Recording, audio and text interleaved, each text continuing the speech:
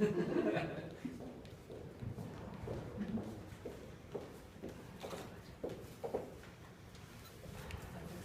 what will you be telling this committee being called back?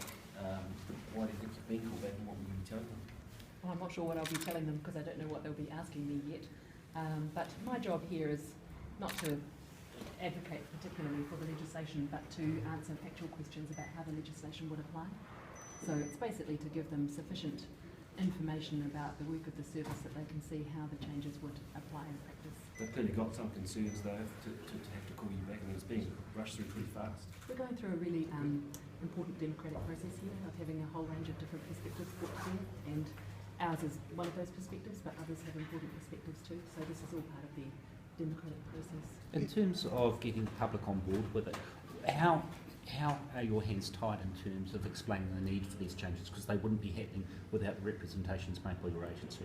Well, we can provide information to the committee that I think is helpful for them, and I mean that's the job that I have today. I can't expand on it here, but I'm very, I am able to provide quite a lot of information to the committee. What about to the public? What duty does the SIS have to the public about explaining the need for these changes?